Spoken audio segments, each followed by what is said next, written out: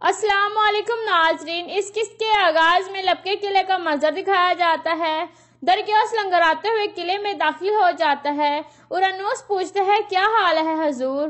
درگیوس کہتا ہے ایک بار پھر تم نے ثابت کر دیا ہے اورانوس کہ تم بہت اچھے جنگجو ہو۔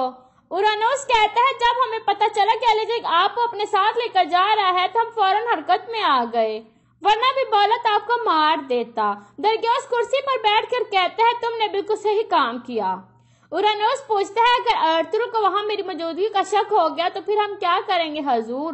درگیوس کہتا ہے تم نے بہت اچھا بہانہ کیا، تم نے ارطغرل اور اس کے ساتھیوں کی جان بچائی ہے، ہم زیادہ ارطغرل پر یقین نہیں کریں گے، وہ چیتے کی طرح ہے، اگر وہ خاموش بھی ہوتا ہے تو ایسا لگتا ہے کہ اس کے دماغ میں کچھ ہے، وہ سوچ رہا ہے، اگر وہ چیتا ہے تو ہم بھی لومڑی کی طرح چلاک ہیں، میں سوگت میں دیکھوں گا کہ ارطغرل اپنا اگلا قدم کیا اٹھانے والا ہے، پھر اس حساب سے ہم حرکت میں آئیں گے۔ اورانوس پوچھتا ہے تو ہم بھی بولت کا کیا کریں گے؟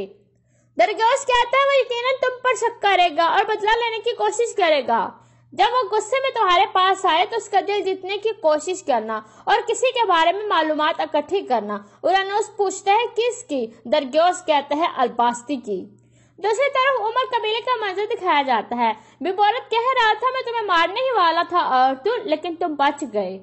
وہ بچانے والے کون تھے اور کہاں سے آگئے؟ بہادر کہتا ہے لازمی کسی نے ہمارے لیے جال بچھایا تھا سردار، اس جگہ کے بارے میں کون جانتا تھا؟ بیبولت کہتا ہے درگیوس، وہ اس کی قیمت چکائے گا۔ بہادر کہتا ہے کیا ہمیں الیجک کی موت کی خبر منگولوں کو دینی چاہیے؟ بیبولت کہتا ہے نہیں، وہ سب سے پہلے شک ہم پر کریں گے، ہمیں اپنی شناخت چھپانی ہے، اب وقت آ گیا ہے کہ ہم ارطغرل کا خاتمہ کریں۔ اتنے میں ایلبرگی خاتون وہاں پہنچ جاتی ہے اور کہتی ہے کیا ہوا ہے بھائی، ہمارے سپاہی زخمی ہیں۔ بہادر باہر چلا جاتا ہے۔ بیبولت کہتا ہے کچھ بھی نہیں ہوا ایلبرگی خاتون، تم چیزوں کو مت الجھاؤ۔ ایلبرگی خاتون کہتی ہے نہیں بھائی کچھ تو ہوا ہے۔ بیبولت کہتا ہے ہم سرحد پر رہتے ہیں، یہاں ڈاکو، لٹیرے اور حملہ آور موجود ہیں، سپاہی زخمی ہوتے رہتے ہیں، وہ بچے نہیں ہیں۔ ایلبرگی خاتون کہتی ہے اس دن آپ زخمی ہو گئے تھے اور آج سپاہی، اگر کوئی ایسا خطرہ ہے تو آپ ہمیں بھی بتائیں تاکہ ہم بھی اپنی تلواریں لے کر میدان میں آ جائیں۔ بیبولت کہتا ہے تم اس معاملے سے دور رہو، سردار اپنا کام اچھی طرح سے جانتا ہے۔ یہ سن کر ایلبرگی خاتون خاموش ہو جاتی ہے۔ دوسری طرف ارطغرل صاحب جنگل میں دوبارہ الیجک سے پوچھتے ہیں بتاؤ الباستی کون ہے؟ الیجک کہتا ہے یہ مت بولو کہ تم نے میرا علاج کیا ہے اور میں تمہیں بتا دوں گا، تم اپنی سانسیں یہاں ضائع کر رہے ہو۔ ارطغرل صاحب کہتے ہیں مجھے کوئی جلدی نہیں ہے، اگر تم نے مجھے نہ بتایا تو ہر دن مجھ سے موت کی بھیک مانگو گے، اب مجھے اچھی طرح بتا دو کہ الباستی کون ہے۔ الیجک کہتا ہے الباستی وہ ہے جس نے تمہارے بھائی کے قبیلے کو تباہ کیا، تمہارے بھتیجے کو مارا، وہ تمہیں بہت جلد مار دے گا۔ अर्तुल साहब कहते हैं अलीजा ये तुम मत बोलो कि उसने सबसे पहले तीर तुम पर चलाया था, वो तुम्हें भी मारना चाहता है। कुछ देर सोचने के बाद अलीजा कहते हैं उसने अपनी वफादारी साबित की है, वो नहीं चाहता था कि मैं दुश्मन के हाथ लगूं। क्या तुम्हारे आदमियों में ऐसी जरूरत है? अर्तुल साहब कहते हैं अगर तुमने मुझे सच बता दिया तो तुम मर के भी आजाद हो जाओगे, और अगर ना बोले तो जिल्लत वाली जिंदगी जियोगे। इतने में मर्गिन वहां पहुंच जाता है। अलीजा उसे देखकर हंसने लगता है। अलीजा कहता है तुम्हारा हकीम बहुत माहिर है, इस आदमी के मैंने पाँव इस तरह जलाए थे कि कभी जल्दी ठीक ना हो सके, और ये ठीक हो गया। फिर मर्गिन घोड़े से नीचे उतर आता है और कहता है हकीम हरतुक ने ये खत दिए हैं सरदार। अर्तुल साहब वो खत ले लेते हैं और खोल कर पढ़ने लगते हैं। मर्गिन कहता है इसमें खत सजान खातून के लिए है। फिर अर्तुल साहब कहते हैं ये खत भाई गुलदारों ने भेजे हैं, वो पहाड़ों से निकल आए हैं, अब वो सुल्तान बाबरस से मिलने गए हैं। अर्तुल साहब कहते हैं अब हमें यहाँ से जाना होगा मर्गिन, क्योंकि अब हमें उस इंसान की तलाश करनी है जिसने हमारे पेट में छुरा घोंपा है, और ये कुत्ता तुम्हारे हवाले है। मर्गिन कहता है फिक्र न करे सरदार। फिर वो वहाँ से रवाना हो जाते हैं। दूसरी तरफ सिरमा खातून फिर कई कबीले पहुंच जाती है। हिफ्जा खातून उसे खुशामदीद कहती है और फिर उसे पानी पिलाती है। फिर सिरमा खातून उसे और मजीद भड़काती है और कहती है अगर ऐसा ही रहा तो आप हमारे कबीले में आ सकती हैं, मैं हमेशा आपकी मदद करना चाहती हूँ। हिफ्जा खातून कहती है शुक्रिया सिरमा बहन, आपने हमेशा मेरी मदद की है। सिरमा कहती है मैंने सुना है सोगत बाजार में कुछ नई चीजें आई हैं, कल हम बाजार जाएंगे, आप आयबरस और असलहान को भी अपने साथ ले जाना, उनका कुछ अच्छा वक्त गुजर जाएगा। हिफ्जा खातून कहती है आप बिल्कुल ठीक कह रही हैं। दूसरी तरफ मर्गिन अलीजा पर शदीद तशद्दुद कर रहा था। फिर अलीजा कहता है याद करो जब मैंने तुम्हें जलाया था, अब इंतजार किस बात का कर रहे हो, मुझे मार दो। मर्गिन कोई जवाब नहीं देता। फिर अलीजा कहता है तुम अपने सरदार से डरते हो इसलिए मुझे नहीं मार रहे हो, क्योंकि उसने तुम्हें मुझे मारने का हुक्म नहीं दिया, वो नहीं चाहता कि तुम मुझसे इंतकाम लो, वो बुज़दिल है। मर्गिन कहता है तुम मुझे उकसाने की कोशिश मत करो, लेकिन मैं अच्छी तरह से जानता हूँ कि तुम्हें किस तरह उकसाना है, मैं तुम्हारी तजलीक करूंगा। ये कहकर वो अलीजा के कोड़े की तरफ बढ़ता है। दूसरी तरफ अर्तुल साहब सगो पहुंच जाते हैं। अर्तुल साहब घंटी वाले को कहते हैं घंटी वाले तुम्हारी तबीयत तो ठीक है, तुम यहाँ क्या कर रहे हो? दरगोश कहता है मेरा जख्म गहरा नहीं था, आपके सिपाहियों ने मेरा इलाज कर दिया है हुजूर, तुम मेरे साथ आओ, मुझे तुमसे बात करनी है। ये कहकर अर्तुल साहब अपने कमरे की तरफ बढ़ते हैं। अर्तुल साहब कहते हैं तुमने अपनी जान खतरे में डालकर भी मेरे बारे में अलीजा को नहीं बताया। दरगोश कहता है मैं उस गलीज अलीजा का खात्मा चाहता था हुजूर, आपने मुझे बचा लिया। अर्तुल साहब कहते हैं असल में तुम्हें दरगोश का शुक्र अदा करना चाहिए क्योंकि वो सही वक्त पर आया। दरगोश कहता है वो इसलिए आया है कि आपके उस पर बहुत एहसानात हैं। अर्तुल साहब कहते हैं नहीं, वो इससे भी ज्यादा कीमती चीज के लिए आया था। दरगोश परेशान हो जाता है और पूछता है किस चीज के लिए आया था हुजूर? अर्तुल साहब कहते हैं हमारे आपस में इत्तेहाद के लिए। फिर दरगोश पूछता है क्या वो गलीज अलीजा मर गया है? अर्तुल साहब कहते हैं हाँ वो मर गया है, कल तुम मेरे पास आना, मैंने तुम्हें एक अहम जिम्मेदारी देनी है। इतने में तुर्गुत वहां पहुंच जाता है और कहता है ये बहुत अहम है सरदार। खत पढ़ने के बाद अर्तुल साहब बहुत परेशान हो जाते हैं। तुर्गुत पूछता है क्या सरदार कोई बुरी खबर है? अर्तुल साहब कहते हैं बहुत बुरी खबर है। फिर अर्तुल साहब घंटी वाले की तरफ देखते हैं। दरगोश कहता है मैं अभी जाता हूँ हुजूर। बाहर आकर दरगोश कहता है इस खत को पढ़ने के बाद अर्तुल साहब गुस्से में क्यों आ गए हैं, मुझे लाजमी इसका पता लगाना होगा। थोड़ी देर बाद अर्तुल और तुर्गुत वहां से चले जाते हैं। दरगोश भी उन्हें गौर से देखने लगता है।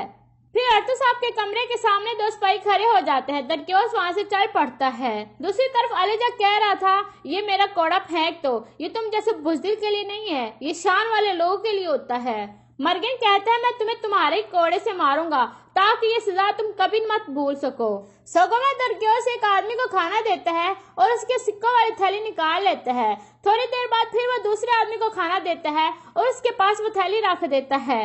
जब वो देखता है कि मेरा सोना कहाँ है, फिर वो जब देखता है कि वो थैली तो दूसरे आदमी के पास पड़ी होती है। ये देखकर वो आदमी कहता है तुमने मेरा सोना चोरी किया है। फिर उनके दरमियान लड़ाई शुरू हो जाती है। फिर दरगोश ऊपर वाले सिपाहियों को कहता है तुम इन लोग यहाँ आकर इन्हें छुड़ाओ। उनकी हाथापाई के दौरान दरगोश झाड़ू लेकर ऊपर चढ़ जाता है और अर्तुल साहब के कमरे में दाखिल हो जाता है और यहाँ पर इस किस्त का अख्तिताम हो जाता है। अस्सलाम वालेकुम व्यूअर्स, उम्मीद करते हैं कि आज की जो हमारी स्टोरी है इंशाल्लाह मतलब कि हमारा जो ड्रामा है आपको बहुत पसंद आएगा, क्योंकि हमने आपको अच्छी तरह से याद होगा कि हमने जाने ना तू के एपिसोड हमने 16.5 मतलब कि हाफ कर ली थी। آج ہم اسے آگے شروع کریں گے، تو امید کرتے ہیں کہ آپ کو یہ ہماری اسٹوری بہت ہی کمال لگی، کیونکہ ہم نے یہ اینڈ تک مطلب کہ پڑھنی ہے، یا مطلب کہ ہم نے آپ کو بتانی ہے کہ اس میں کیا ہوا تھا، اور خنسا کے ساتھ کیا ہوا تھا، اور زرد کے ساتھ کیا ہوا تھا، یہ ہم نے آپ کو بتانا ہے۔ اور ویسے تو اس میں مجھے بھی بہت تجسس ہے کہ کیا ہوگا اینڈ میں، کیا وہ لوگ ملیں گے یا جدا ہوں گے۔ انشاءاللہ آپ کو بھی یہ بہت پسند آئے گی۔ چلے ہم بڑھتے ہیں اپنے ڈرامے کی طرف۔ تو اس قسط کے آغاز میں اگلے دن ابھی وہ دونوں ہاسپٹل سے واپس آئے تھے کہ دروازے پر بیل ہوئی۔ اس وقت کون آیا ہوگا؟ ذروہ نے حیران ہو کر پوچھا۔ اس سے پہلے کہ وہ فون اٹھا کر باہر بیٹھے چوکیدار سے پوچھتی، سائم لاؤنج میں آ چکا تھا۔ السلام علیکم یا عزیز، وہ مسکراتا ہوا نہیں بلکہ مشترکہ سلام کر کے مسکراتے ہوئے صوفہ سنبھال چکا تھا۔ وعلیکم السلام، تمہیں چین نہیں اپنے گھر؟ ذروہ نے مصنوعی غصے سے کہا۔ نہیں، وہ بھی جان بوجھ کر مسکراتا ہوا اس کے غصے کو اور ہوا دے گیا۔ اب ہم سے کسی خاطرداری کی توقع مت کرنا، خود اٹھو اور ہمیں بھی اچھے سے چائے پلاؤ۔ ذروہ کی بات پر اس کا مسکراتا چہرہ پھیکا پڑ گیا۔ آپ جیسی ہی عورتیں ہیں جو کہتی ہیں کھانا خود گرم کرو، سائم نے افسوس سے سر ہلاتے ہوئے کہا۔ نہیں، تم جیسی عورتیں ہیں جو کہتی ہیں چلو ہمیں کھانا کھلانے لے چلو، ذروہ نے شرارت سے کہا۔ میں نہایت غریب بندہ ہوں۔ خنسا خاموشی سے مسکراتے ان کی نوک جھونک سن رہی تھی۔ پاکستان میں غریبوں کے پاس ٹوڈی بھی ہوتی ہے۔ حیرت انگیز انکشاف! سائم کی بات پر خنسا سے رہا نہ گیا تو وہ مصنوعی حیرت سے کہتے ہوئے ذروہ کو دیکھا لیں جی، ان کو بھی لگ گئے ہیں آپ کے ساتھ رہ کر۔ سائم نے ذروہ کو جتایا۔ لے کر چل رہے ہو کہ نہیں؟ ذروہ نے اس کی باقی باتوں پر نظر انداز کر کے گھورتے ہوئے کہا۔ لے جاتا ہوں، نیکی کر کے یہاں تو بندہ پھنس ہی جاتا ہے۔ چلیں جی، ایک انگریزن بھی لی ہے، وہ بھی چل کر دیکھتے ہیں۔ سائم تو جیسے پروگرام بنا کر آیا تھا، ان کو اٹھنے کا اشارہ کر کے ان سے پہلے لاؤنج سے نکل گیا۔ وہ تینوں پہلے ایک ریسٹورینٹ میں گئے، وہاں سے کھانا کھا کر سائم سیدھا انہیں ایگزیبیشن دکھانے لے گیا۔ کچھ اسٹوڈنٹ سے مل کر اپنی پنکریز کی ایگزیبیشن لگائی ہوئی تھی۔ مختلف تصویروں پر تبصرہ کرتے وہ تینوں خوشگوار ماحول میں باتیں کر رہے تھے۔ ذروہ کو اپنی کوئی جانے والی نظر آ گئی۔ وہ ان سے ایکسکیوز کرتی اس کی جانب بڑھ گئی۔ مجھے اندازہ نہیں تھا کہ ڈاکٹر ہونے کے ساتھ ساتھ آپ ایک آرٹس کے جراثیم بھی پائے جاتے ہیں۔ آپ کے تبصرے سن کر تو بے حد امپریس ہو رہا ہوں۔ سائم ان کے سامنے پینٹنگ کی نظریں ہٹا کر اس کی جانب دیکھا، جس کی نظریں اب بھی اس پینٹنگ میں کھوئی ہوئی تھی۔ پینٹنگ میں ایک ماں بچے کو گود میں لیے بیٹھی تھی، اور ایک جانب پروں میں لپٹا ایک وجود جسے موت کے فرشتے کا خیالی پیکر دیا گیا تھا۔ ماں کے چہرے پر تکلیف، درد اور نہ جانے کون کون سے جذبے تھے۔ خنسا کو لگا کہ اب وہ رو پڑے گی، مگر سائم کی آواز نے اسے خود پر باندھ باندھنے پر مجبور کر دیا۔ ہاں، یہ بھی شوق زرق سے مجھ میں آیا ہے، وہ مسکراتے ہوئے اسے بتانے لگی۔ ایک بات پوچھوں سر زرق اور آپ، کافی ایج ڈفرنس ہے۔ وہ تقریباً 32 کے تو لگ بھگ ہوں گے۔ وہ الگ بات ہے کہ انہوں نے اپنے آپ کو بہت فٹ رکھا ہوا ہے کہ آپ جیسے ہی لگتے ہیں، مگر پھر بھی ہم سے بڑے ہیں۔ آپ انہیں بھائی یا لالا کیوں نہیں کہتی؟ سائم کو لہجہ سرسری تھا۔ اصل میں ایک مرتبہ زرق نے ہی مجھے منع کیا تھا، اس کے بعد سے پھر نہیں کہا۔ اس کے ساتھ اگلی پینٹنگ کی جانب بڑھتے اس نے بھی سرسری لہجے میں جواب دیا۔ سائم نے چن کے اس کی جانب دیکھا، جو اب کسی اور پینٹنگ پر تبصرہ کر رہی تھی۔ اگلے دن بھی شام میں سائم ان کے ہمراہ ہی ذروہ کے گھر آیا۔ ابھی بھی کوئی پروگرام بنا کر آئے ہو؟ ذروہ نے چائے کا کپ اسے دیتے ہوئے پوچھا۔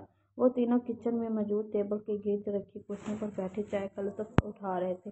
ساتھ ہی ساتھ خنسا سبزیاں کاٹ رہی تھی چائنیز رائس بنانے کے لیے۔ ذروہ کو اس کی گھل مل جانے والی یہ عادت بہت اچھی لگتی تھی۔ ہاسپٹل سے واپسی پر ہی اس نے گاڑی میں بیٹھے ذروہ کو کہہ دیا تھا کہ آج رات کا کھانا وہ خود بنائے گا۔ چاولوں کے ساتھ ساتھ پیری پیری چکن کے لیے چیزیں بھی وہ اکٹھی کر رہی تھی۔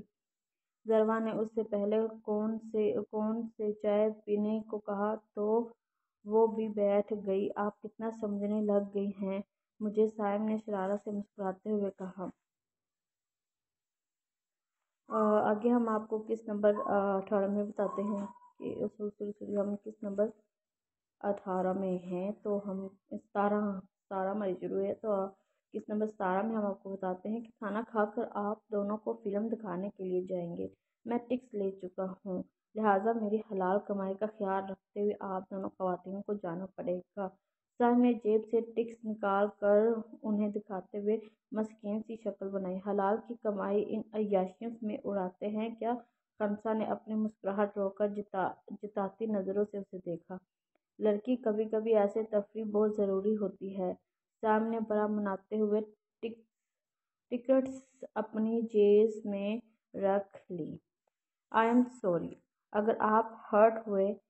اس نے فوراً معذرت کی۔ نہیں، خوبصورت لڑکیوں کی بات کا میں برا نہیں مناتا، سائم نے شرارت سے مسکراہٹ دباتے ہوئے کہا۔ ارے اگر باس کی کزن سے فلرٹ؟ ضروا نے آنکھیں نکالتے ہوئے کہا۔ استغفار، کسی کی تعریف کرنے کا مطلب آپ کی لغت میں فلرٹ ہے۔ فوراً سے پہلے اس نے لغت بدلی اور سائم کانوں کو ہاتھ لگاتے ہوئے بولا۔ خنسا اس کی بات پر بس مسکرا کر رہ گئی۔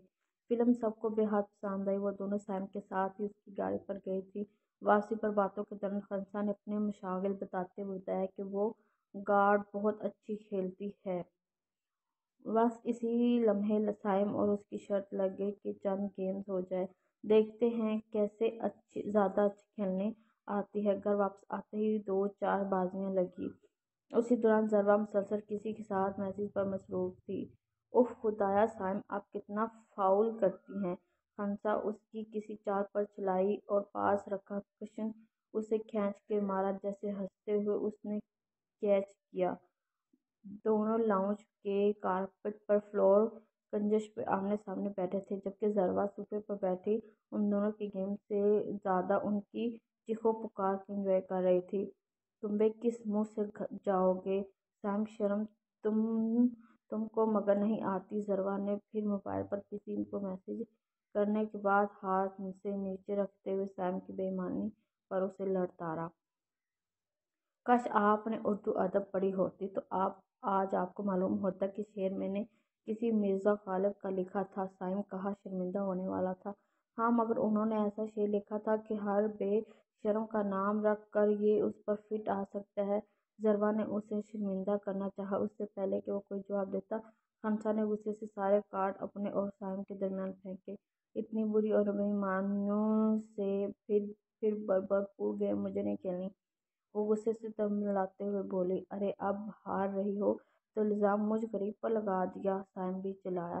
کوئی ہار وار نہیں رہی، غلط کھیل کر مجھے ہرا رہے ہیں، وہ منہ بناتے ہوئے بولی۔ حق ہاں، بس آپ ثابت ہوا۔ ڈاکٹر سائم سے کوئی خوبصورت لڑکی جیت نہیں سکتی۔ وہ اٹھتے ہوئے پھر سے خنسا کو چیڑ رہا تھا۔ اتنی بدصورت گیم مجھے جیتنی بھی نہیں۔ خنسا نے پھر غصے بھری آنکھوں سے اسے دیکھا۔ اب ہنس لے، ایک معصوم بچے پر دن دہاڑے الزام لگ رہے ہیں۔ سائم نے ضروا کو مسکراتے دیکھا تو بیچ میں گھسیٹا۔ اور اول تو یہ دن نہیں اور دوسرا بڑا جھوٹ، وہ یہ تم معصوم ہرگز نہیں ہو، اب بھاگو یہاں سے۔ وہ ہنستے ہوئے اسے جانے کا اشارہ کرنے لگی۔ بڑے بے آبرو ہو کر تیرے کونچے سے ہم نکلے۔ وہ دہائیاں دیتا انہیں خدا حافظ کہتا لاؤنج سے جا چکا تھا۔ اس کے ڈراموں پر خنسا بھی ہنس پڑی۔ بہت ہی مزے کی شخصیت ہے ان کی۔ وہ ہنستے ہوئے اپنی ہی رو میں ضروا کو دیکھتے ہوئے بولی۔ ہاں، ضروا کی پرسوچ نظریں اس کے چہرے پر رک گئی۔ آگے ہے کس نمبر 18۔ اگلے دن شام میں زرق بھی واپسی تھی۔ ڈرائیور اسے ایئرپورٹ سے لے کر سیدھا پہلے ہاسپٹل آیا۔ وہاں سب سے مل کر ہاسپٹل کی ساری اپ ڈیٹ لے کر وہ خنسا کو ساتھ لیے گھر کے لیے نکلا۔ سنا ہے بہت انجوائے کیا آپ نے اخبار کی سرخیاں پڑھتے وہ خنسا سے مخاطب ہوا۔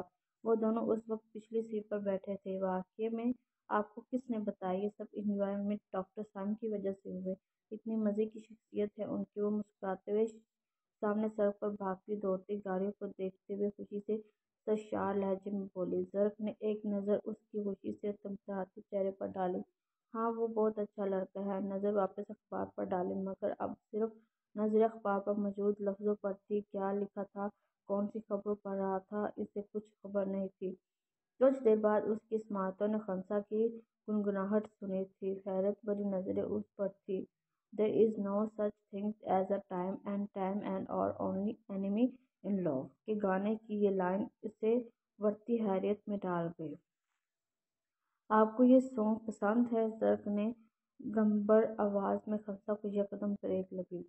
"اوہ سوری، آج صبح ہی یہ سنا تھا تو سارا دن ذہن سے نکلا ہی نہیں۔ ہاں یہ مجھے بہت پسند ہے۔ مجھے وہ سب گانے بہت پسند ہیں جو آپ سے فون پر بات کرنے کے دوران آپ کی جانب لگے اسٹیریو سے مجھے سنائی دیتے تھے۔ ہر مرتبہ مجھے کچھ نہ کچھ الفاظ یاد رکھ لیتی تھی، پھر انہیں نیٹ پر ریسرچ کر کے اپنی پلے لسٹ میں شامل کر لیتی تھی"۔ خنسا ہلکی سی مسکراہٹ سے اپنے ہمیشہ والے سادہ لہجے میں اسے بتا رہی تھی، مگر اس کا یہ سادہ لہجہ اور یہ انداز زرق کو اتنی بڑی مشکل میں ڈال رہے تھے، کاش وہ اسے بتا بھی نہیں سکتا۔ اپنی ہر پل بدلتی کیفیت کی وجہ سے ہی اس نے جان بوجھ کر کانفرنس کا بہانہ کیا تھا۔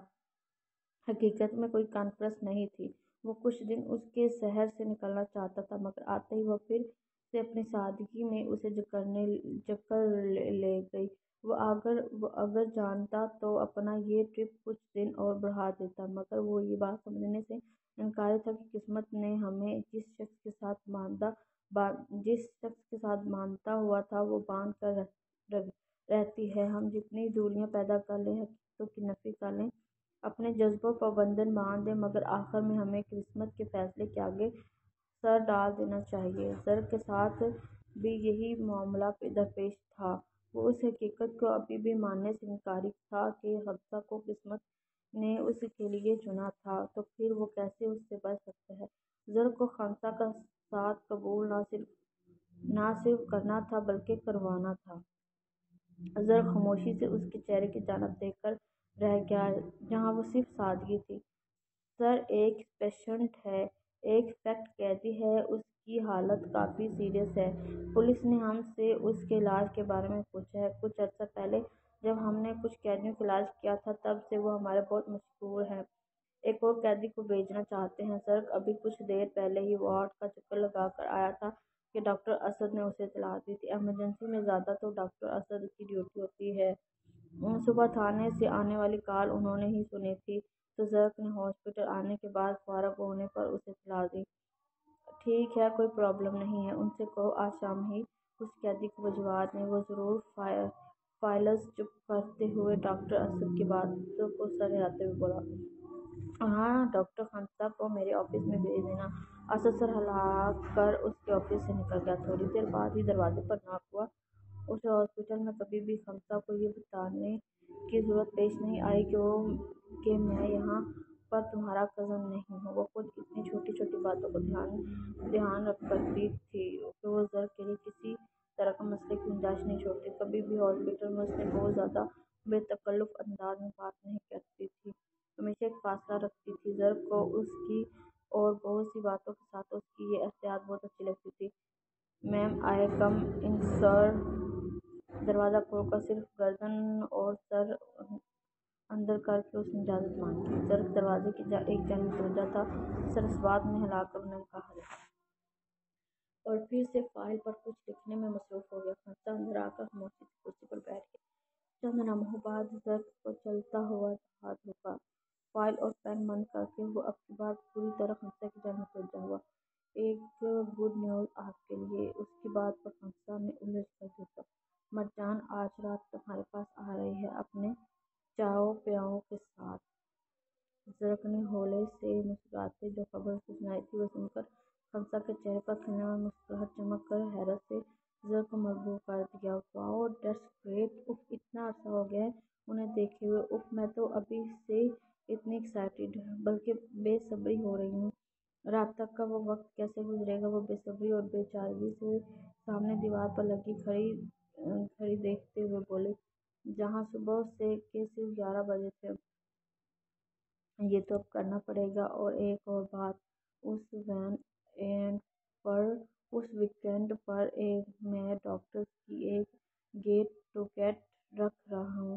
سب کام کر کے کافی فیڈ اپ ہو چکے ہوں گے تو فریش کرنے کے لیے کچھ ایسا ہونا چاہیے۔ کیا خیال ہے آپ کا؟ خنسا کو سمجھ نہیں آئی کہ وہ بتا رہا ہے یا رائے لے رہا ہے۔ آپ پوچھ رہے ہیں یا بتا رہے ہیں؟ خنسا نے الجھن سے شیئر کی۔ دونوں ذرا مسکرانے لگے۔ آگے ہم آپ کو کس نمبر 20 کے بارے میں بتاتے ہیں۔ پلیز مرجان، آپ جو وعدہ کر کے آئی ہو، میرا خیال ہے وہ بھول رہی ہو۔ میں ہرگز اس بارے میں کوئی بات نہیں سننا چاہتا۔ سنجیدگی کچھ اور بڑھ گئی تھی اور کچھ کھولنے کی۔ چلو بھائی، چپس جلدی سے ہاتھ منہ دھو لو، آؤ کھانا کھاتے ہیں۔ زرق انہیں اٹھا کر اوپر بنے گیسٹ روم کی جانب بھیجتا ہوا خود بھی کچن کی جانب بڑھا۔ اس کا نظریں چڑھا کر یوں جانا مرجان کو تکلیف سے دوچار کر رہا تھا، مگر اس نے بھی ہار نہ ماننے کی قسم کھا لی تھی۔ کیا کیا بنا لیا ہے کچھ؟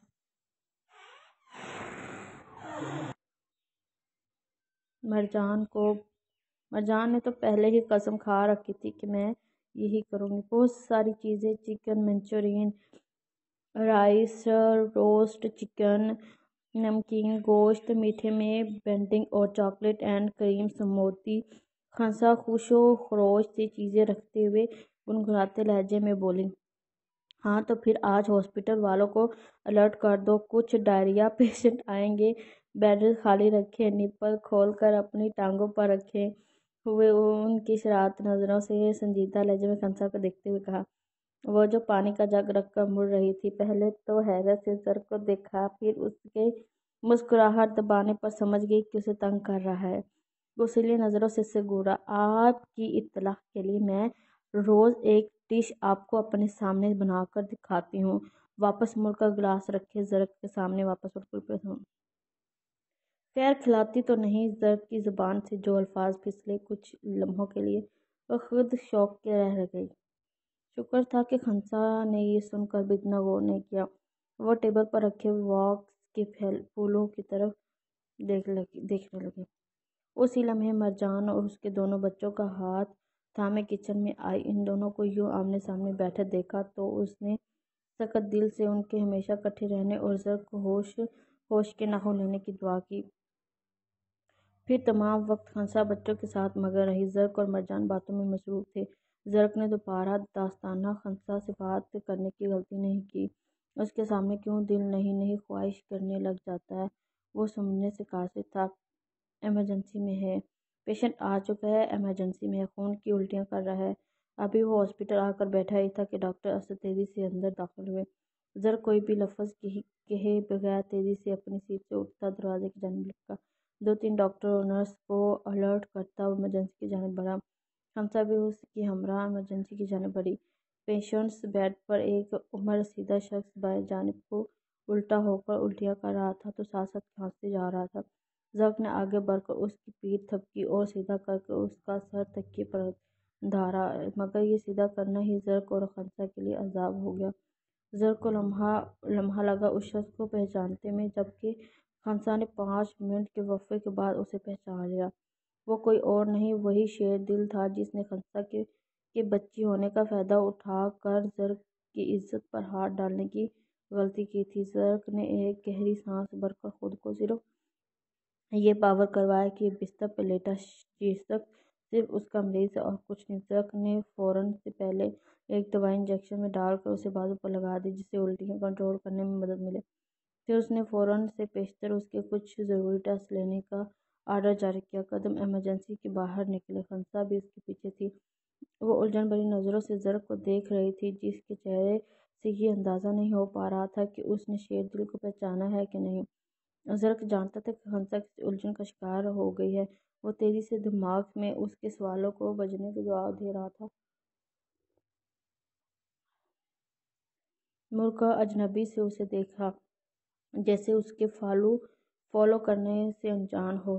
کیا ہوا؟ کندھے اچکا کر سوالیہ نظروں سے اس کی جانب دیکھا۔ یہ پیشنٹ کون ہے بھلا؟ خنسا نے اپنی الجھن بھری نظریں اس پر گاڑی۔ کون ہے؟ اسی انداز میں وہ دوبارہ بولا۔ مڑ کر اپنی ٹیبل پر بیٹھ کر تیزی سے کوئی نمبر ڈائل کرنے لگا۔ خنسا نے آگے بڑھ کر ریسکیو اس کے ہاتھ سے لے کر واپس رکھ دیا۔ خنسا ہی ہیلو खंसा भी हेलो। ज़र्क ने नाराज़गी से उसकी जानब देखा। आप मुझे इग्नोर कर रहे हैं। खंसा दोनों हाथ मेज़ पर जमा कर उसकी जानब झुकते हुए नाराज़ लहजे में बोली, मैं आपको क्यों इग्नोर करूँगा? फजूल बातें मत करो। ज़र्क ने नरमी से उसे टालते हुए कहा, क्या आपने वाकई उस पेशेंट को नहीं पहचाना? अगर इतने सालों बाद मैं पहचान सकती हूँ तो आप क्यों नहीं? वो कोई और नहीं, शेर दिल है। खंसा वो सिर्फ पेशेंट है और बस, और ना हमें उसे जानते हैं और ना वो हमें। इसके आगे मैं आपसे किसी सवाल का कोई जवाब नहीं दूंगा और ना कुछ और डिस्कस करूंगा। उसकी जो रिपोर्ट मिलती जाती है मुझसे फ़ौरन आकर डिस्कस करो। You may go now. ज़र्क सख्त लहजे में उसकी बात काट कर बोला। उसका हाथ फ़ोन से हटाया और फिर से कोई नंबर डायल करके उसमें मसरूफ़ हो गया। शमसा ने हैरत से उसका ये अंदाज देखा। वो क्यों उसके बारे में बात नहीं करना चाहता था? शेर दिल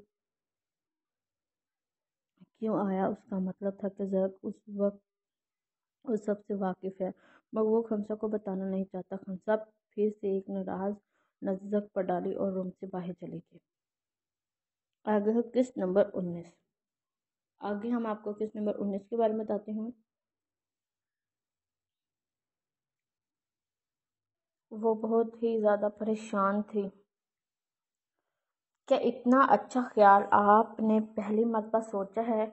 उसने उल्टा सवाल किया। नहीं, मैं हर महीने ऐसी कोई गेट तो टुगेदर ज़रूर रखता हूँ। ज़र्क ने तफसील से बताया। मुझे यकीन नहीं आ रहा, इतने दबालू आप लगते तो नहीं हैं। खंसा की बात पर ज़र्क ने उसे घूरा। मेरा मतलब इतने जिंदा दिल नहीं लगते। अभी भी आप सिर्फ 32 साल के हैं और पोज ऐसे करते हैं जैसे बहुत बूढ़े हो। उसी वजह से मुझे हैरत हुई। ऐसी सरगर्मियों में आपको इतने दिनों में मैंने हिस्सा लेते नहीं देखा ना, इसलिए। खंसा ने उसे घोड़ी के सबब जल्दी जल्दी बताया। जब कम उम्र में जिम्मेदारियां कंधों पर आ जाती हैं तब इंसान वक्त से पहले बूढ़ा हो जाता है। खैर, आपको इसीलिए बताया है कि लड़कियों को ऐसे फंक्शंस के हवाले से शॉपिंग और कपड़ों का बहुत क्रेज़ होता है।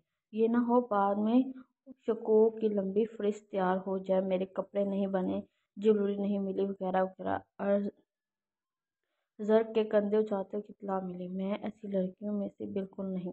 हाँ, अच्छे कपड़े पहनने का शौक़ है, लेकिन फैशन की अंधी तकलीद का नहीं है। इतने से दिनों में आपको पता चल जाना चाहिए। खंसा की बात पर उसने चौंक कर उसे उसके लिबास की जानब देखा। सादी सी पैंट, शर्ट, जीन्स और सर पर दुपट्टा लिए वो उसमें भी धमक रही थी। खैर, फिर भी कुछ अच्छा सा ड्रेस ले लेना। मरजान भी आ जाएगी तो उसके साथ शॉपिंग कर लेना। जर्क के पास जर्क की बात ख़त्म करने पर खंसा कुर्सी से उठ गए। वो शरारती लहजे में बोली, वैसे लड़कियों पर आपकी रिसर्च काबिल तहकीक है। मुड़ कर जाते हुए खंसा मैं ऐसा क्यों ना करूं, आपके साथ जाकर ड्रेस ले लूं। आई एम श्योर जो बंदा इतना अच्छा तजर्बा रखता हो उसे लड़कियों का ड्रेस सेंस मुझसे भी ज़्यादा होगा। आखिर सारा वक्त खूबसूरत और आप तो डेटिंग लेडी डॉक्टर के दरमियान रहती हैं, इतनी मालूमात तो हो ही जाती है। खंसा शरारत से बाज नहीं आई। ज़र्क ने अब की बार पेपर फॉर्ड उठा लिया। सॉरी कहते साथ ही वो तेज़ी से दरवाजे खुले। सर चुप किया। ज़र्क मुस्कुराते हुए। ये लड़की उसे दिन ब दिन ज़िंदगी की खूबसूरती की जानिब ला रही थी। खंसा की वापसी से पहले उसकी ज़िंदगी में सिर्फ काम और जिम्मेदारियां गर्दिश करती थी, एक लगी बंदी रूटीन। मगर अब से उसे लगता था कि उसका हर दिन अलग सोचों से मज़ीन होता है, जिसमें खंसा रोज़ नए रंग भरती है। ये लड़की उसकी हवासों पर छा रही थी और वो दिल की सुनने को तैयार नहीं था। उफ, मुझे यकीन नहीं आ रहा कि आप मेरे सामने हैं। कुछ देर पहले ही ज़र्क मरजान और उसके दो प्यारे से टॉन्स बच्चों की एयरपोर्ट से लेकर घर आया था। खंसा बेचैनी से उसका इंतज़ार कर रही थी। फरियाल की वफ़ात के बाद वो जितना अरसा हवेली में रही, मरजान उसका बेहद ख्याल रखा था। वह तभी भी उसे बड़ा लहजा हमेशा खाला की तरह ही बच्चा समझकर प्यार करती थी। ज़मर्द मरजान की निस्बत थोड़े लिए दबे वाली थी, मगर वो भी खंसा से मोहब्बत बेतहाशा करती थी। خنسا مرجان کے گلے لگ کر خوب ہی روئی۔ کم حال مرجان کا بھی نہیں تھا۔ دونوں بیٹے حیرت سے ماں کو روتے دیکھ رہے تھے۔ دونوں ہی 5 سال کے تھے۔ خنسا کو امریکہ شفٹ کر کے جب زرق واپس آیا تب تبریز خاں غصے سے بھرے بیٹھے تھے۔ انہوں نے فوراً ہی مرجان کو زمرد کے رشتے خاندان میں طے کر دیے تھے۔ جیسے ہی زرق کو معلوم ہوا وہ واپس حویلی گیا۔ 3 مہینے کی سرد جنگ کے بعد زرق نے اپنی بہنوں کو بھی خنسا کی طرح جہالت کے کنویں سے گرنے سے بچا لیا۔ تبریز نے مرجان کا نکاح ایک عمر رسید شخص جبکہ زمرد کا نکاح 2 بیویوں کے مالک شخص سے کرنا چاہا تھا، مگر زرق اپنی بہنوں کے مستقبل کی فکر میں باپ کے آگے ڈٹ گیا۔ خاندانی شادیوں کی آڑ میں اپنی بہنوں کے ساتھ ہونے والی اس زیادتی کے خلاف اس نے کسی کی نہ سنی۔ وہ جانتا تھا کہ اس کی بہنوں کے ساتھ شادی کرنے والے یہ لوگ نہ ان کے میل کھاتے اور نہ جائیداد کی ہوس میں اس کا باپ اپنی بیٹیوں کے جذبات کے ساتھ کھیل گیا تھا، جو زرق کو کسی طور پر قبول نہیں تھا۔ وہ دونوں اتنی چھوٹی تھی کہ اتنی خوبصورت تھی کہ انہیں عورت برتے ہوئے یہ مرد کسی سوٹ نہیں کرتے تھے، لہٰذا زرق نے اپنی حیثیت کو داؤ پر لگا دیا مگر اپنی بہنوں کو اس زندان سے باہر نکال لایا۔ اس کی اس حمایت کی پاداش میں تبریز نے اسے نہ صرف جائیداد سے عاقب کیا بلکہ اس پر حویلی کے دروازے ہمیشہ کے لیے بند کر دیے۔ زرق نے اس بے بار زیادتی پر اف تک نہ کی اور بہنوں کو لیے شہر آ گیا۔ 1 سال کے اندر اس نے دونوں کی اچھی فیملیز میں شادی کروا دی۔ مرجان تو کراچی ہوتی تھی جبکہ زمرد کا سسرال کراچی میں تھا۔ اس کے جاننے والے تھے، لہٰذا انہوں نے اس بات کا اشوف نہیں بنایا کہ لڑکیوں کا باپ شادی میں شامل کیوں نہیں ہوا۔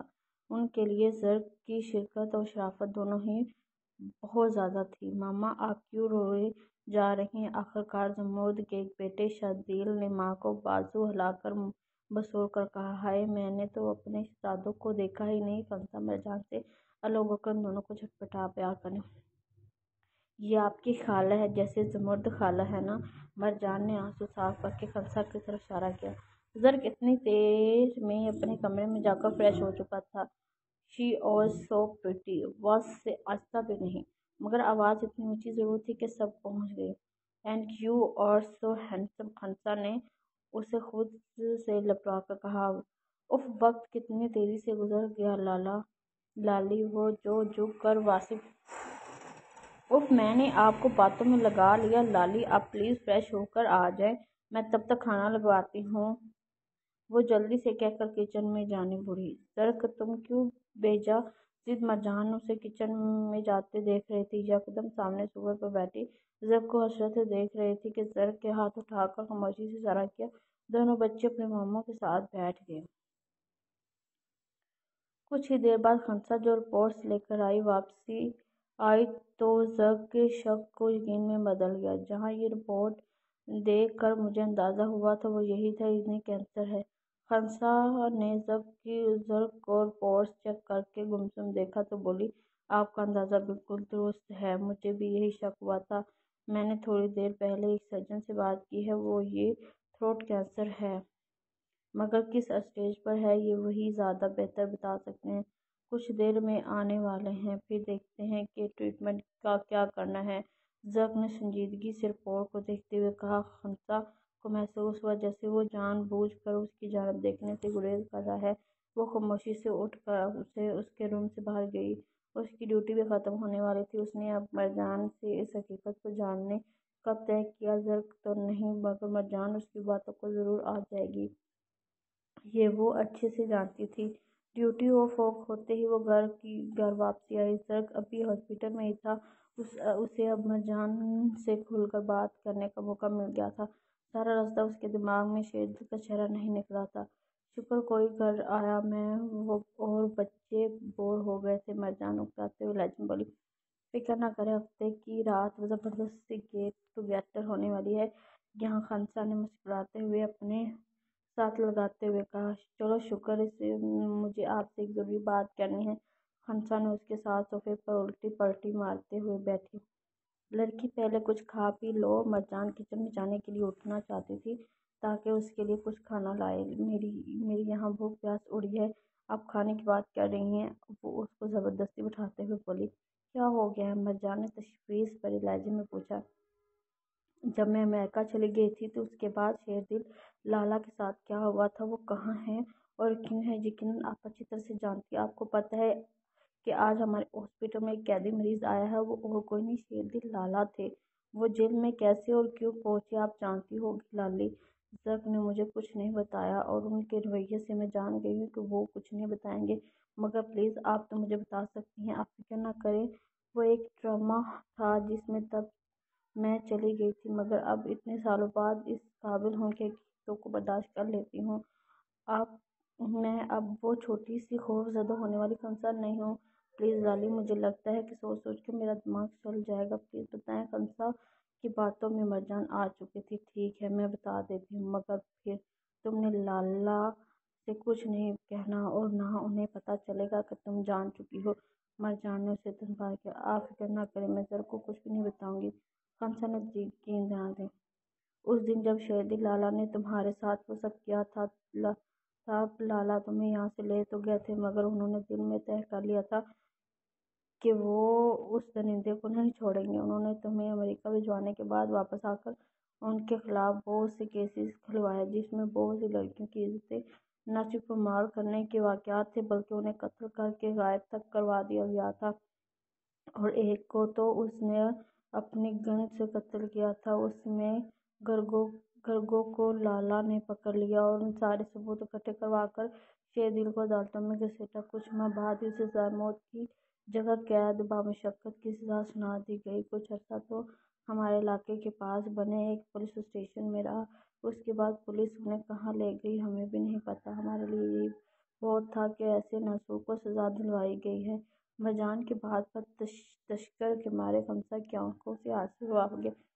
وہ اس شخص کے کون سے انسان کا بدلہ چکائے گی؟ ارے بیوقوف، ظالم کی رسی دراز ضرور ہوتی ہے مگر اللہ کی پکڑ سے دور نہیں ہوتی، اور جب وہ پکڑ کر رسی کھینچتا ہے تو بس کس بل جاتے ہیں۔ مرجان نے اس کے آنسو صاف کرتے ہوئے کہا۔ وہ بولے سے مسکرا کر سر ہلائی۔ اگلے دن شام میں زرق کے گھر فون کر کے ڈرائیور کو مرجان اور اس کے بچوں کو ہاسپٹل لانے کا کہا۔ زرق ایک گاڑی گھر رکھتا تھا تاکہ خنسا اور زرق میں سے جس کسی کو ضرورت ہو پڑے وہ استعمال کر لے، اور ایک گاڑی زرق کے زیر تصویر رہتی تھی۔ ڈرائیور کچھ ہی دیر بعد مرجان اور اس کے بچوں کو لے کر ہاسپٹل آیا۔ مرجان نے سارا ہاسپٹل دیکھا، سب ڈاکٹر سے مل کر وہ بے حد خوش ہوئی، بھائی کی مزید کامیابیوں کی دعا کی۔ کچھ دیر ہاسپٹل میں رہنے کے بعد وہ خنسا کو لے کر شاپنگ کے لیے نکل گئی۔ زرق کا حکم تھا کہ مرجان کو بھی شاپنگ کروائی جائے۔ یہی سوچ کر اس نے خنسا کا نمبر ڈائل کیا۔ ہیلو، آپ ابھی بھی ہاسپٹل میں ہیں؟ خنسا نے اس کا فون اٹھاتے ہی کچھ اتاحت لہجے کہا۔ ہاں، کیوں، آپ لوگ ابھی تک مارکیٹ میں ہیں کیا؟ زرق نے حیرت سے پوچھا۔ جی ہاں، کہا تھا نا آپ کو کہ آپ میرے لیے ساتھ شاپنگ پر آ جائیں۔ یہ لالی تو اپنے اتنے عجیب و غریب سوٹ دکھا رہی ہے، اگر مزید کچھ دیر میں آپ ہمارے پاس نہیں پہنچے تو میں بے ہوش ہو جاؤں گی، خنسا روحانی لہجے میں بولی۔ زرق مدھم سا مسکرایا۔ مرجان یقیناً اسے کوئی بھاری کام والے سوٹ دکھا رہی ہوگی۔ اور یہاں پر ہماری ایپیسوڈ 21 یعنی کہ ختم ہو جاتی ہے۔ آگے ہم آپ کو کل اپنی ایپیسوڈ 22 کے بارے میں بتائیں گے۔ تب تک ہمیں دیجیے اجازت۔